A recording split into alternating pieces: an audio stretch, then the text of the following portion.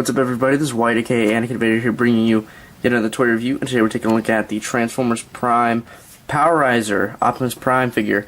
Powerizer is pretty much the fancy, classy name they have for the new electronic gimmick Transformers Prime Voyager figure. So this guy is a Voyager, and he is meant to be the mainline Voyager Optimus Prime for Transformers Prime. Or not for, but for Transformers Prime. Duh.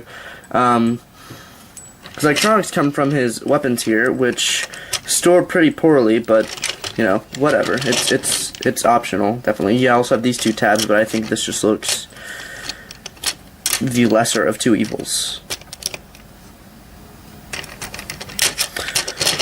But here are his weapons. They pretty much suck, but you separate them like that, and I'll get into these later.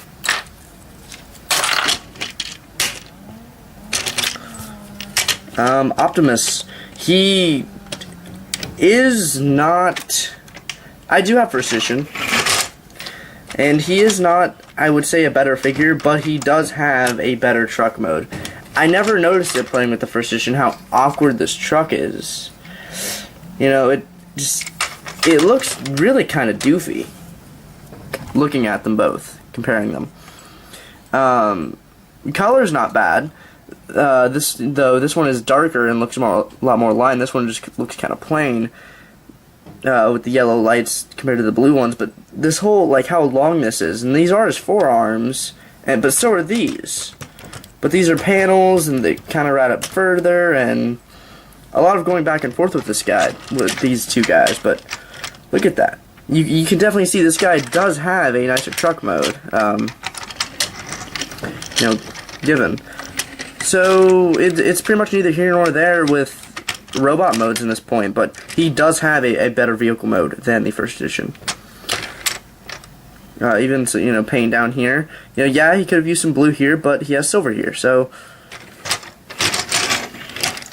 here he is with the Takara first edition bulkhead. You know, they're not really scaled that well, but they still do look good together.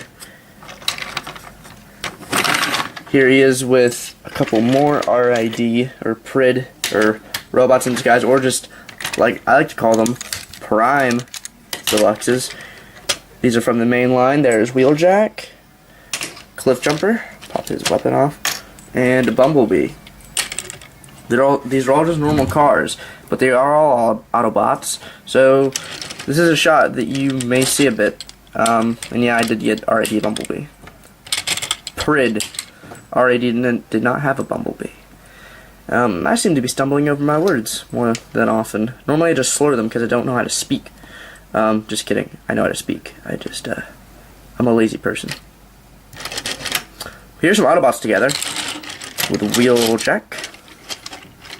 Even though they didn't really know each other in the show, they look cool together. Cliff Jumper. Still look cool together, I guess. And this, it shows up nearly, but actually, yeah, at that angle you can see this is kind of a lighter red than Cliff Jumper, just by, you know, almost like half a tint. And Bumblebee, everyone's favorite Transformer. Just kidding. Bam. I mean, I don't know what to do, just why not? And so that's pretty much Optimus in his vehicle mode. To transform him, you're going to start by taking these side panels with the smokestacks, unclipping them and folding them down. Coming up here and unclipping these tabs, folding these up, split them. Then there's a tab right there. And you fold that in. Come up here, this tab right here on each side. Split that. And now this whole front section can move freely. So you can either move this up, or I like to go ahead and rotate this first. So there's a hinge underneath there. Just kind of awkward. There you go. Just push that around, and you can fold his panels up to form the backpack. Situate the arms, come up here, take this panel, fold it out, reveals his head. Split these panels, fold them all the way down. These do hit each other, but hinge those forward fully.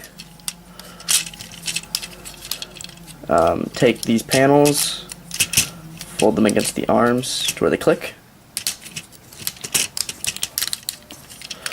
and then they won't bump anymore. And then you can situate his shoulders and his biceps, rotate his hands, and take this whole section, hinge it upwards, and then this will click too. You can kind of fidget it into place, but you get a pretty good snap out of that. And then split his windows. And there you have his upper body. Come down here, flip these panels, split the legs, and just take the feet, hinge them out, and rotate them. And there you have Prime Voyager Optimus Prime in his robot mode. This guy, also, if a real point of contingency here with this figure, he's not a horrible figure. The only reason people find him horrible or hard to look at or ghastly in any sense of the words, or in any sense of the comparison, I guess, is only because of this guy existing. If First Edition did not exist, people would be completely content with this, I think, for the exception of the blue forearms. But it is because of his existence and everything that he did better, really made the mainline one see so much hate. And that's really unfortunate because he's not a horrible figure. And, you know, you can see some of the differences here. First Edition is taller and a little bit better why can't I talk? Proportioned. And all the detail and just how rounded and how much, you know, how much more detail he has. He is better, don't get me wrong, but if you cannot afford this one or have any means of getting it, do not feel bad about substituting it with this. He's not a horrible figure. The translucent plastic's neither here nor there, nor paint application or customization possibilities, but that's whatever here. But to me, he's not bad. I think he is a fine Optimus Prime toy and a good representation of the character from the show. And he has really good detailing. He's just missing paint, and he looks kind of awkward at spots, like the hollowness of the legs, even though the feet look good. The translucent plastic in the forearms due to his Powerizer glowing gimmick, though his shoulders look a lot more accurate. And his head's kind of small, but, you know, whatever. I don't mind it. He does kind of have a cape there, but hey, guess what? It's Hasbro for you. His weapons, Powerizer being the gimmick. He comes with this gun. Yeah, that's a gun, I guess. It's a mech tech type gun, but it doesn't lock. And it does light up. That's kind of cool. But, you know, in the dark, you know, I have a pretty well lit area right now. So it doesn't light that well. But even with how light the area I'm in right now is lit, that's pretty darn good. I think that, you know, it's a good LED. It's just, this looks nothing like a gun as this. If it was all black, fine.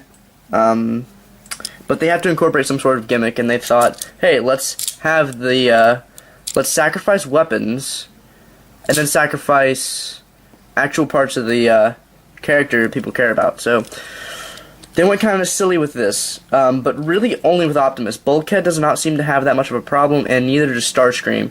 Starscream more so than Megatron. Review segue. Oh, I need speaking lessons. Here are these two. There we go. Standing next to each other. Megatron, it looks, in this shot especially, it looks as if Optimus is bigger than Megatron or taller. But he's not. Or at least, well, he's normally not. I have Megatron's knees and legs kind of cockeyed because I'm modding him. But when you stand him up and situate his feet and everything, his head stands taller than Optimus's once properly aligned as such. It's kind of down. But even so, Megatron's still kind of taller, even though Optimus is only supposed to come out to about here on Megatron. So, but, you know, whatever. I just prefer a Megatron figure to be bigger than Optimus, because Megatron's the big bad guy, and I'm not that much of a proponent for scale, but, you know, this kind of bothered me. Not gonna lie. But, and his Powerizer gimmick is done pretty well, but if you want to look at that, watch my Megatron review, probably somewhere over there.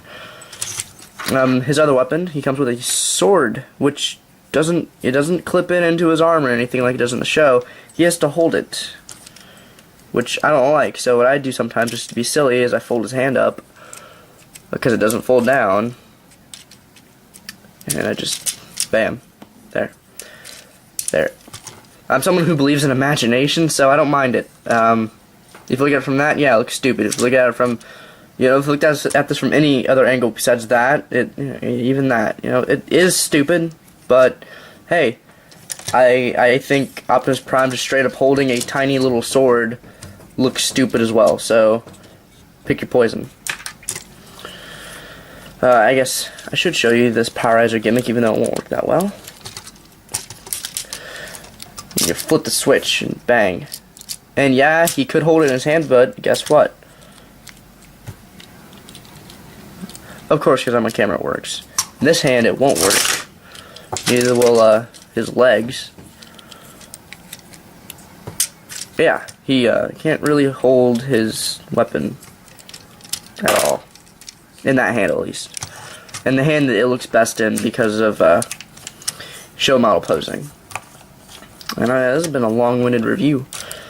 So, something about accessories. His articulation, he has a really nice ball joint, though. Universal looks down, diagonal up a little bit, and rotates all the way around. His arms rotate 360, but can kind of bump into stuff. Rotate the bicep, pretty good elbow, single elbow. Hinged wrists that go up. No waist, but like to go in and out on a universal ball joint. Rotating biceps. Jointed knees, single hinge. And ball jointed and hinged knees that pivot. Or knees, ankles. So, get some pretty good poses out of him. And he looks good with other Prime figures. He's not horrible. If you don't have first edition, don't feel that bad about not having the first edition. This one is not horrible, and he won't treat you bad. And I enjoy him. I'm glad I have him. If you can pick him up and you think he looks cool in hand, then more power to you. You're someone who can see past the first edition, and you probably have an imagination. But even though these, I'm sorry, these suck. There's no salvaging these. But Optimus is a pretty good toy, and that he's just that, a toy. Thank you guys for watching. If you have any questions or comments about him, please leave them down below. Please subscribe if you enjoyed my videos. Also, check out Primecast every weekend on SSJ Autobot's YouTube channel, and if you have any questions, send them to primecastqanda@gmail.com for Primecast questions to be answered on the air. Thank you guys for watching, and I'll see you guys later.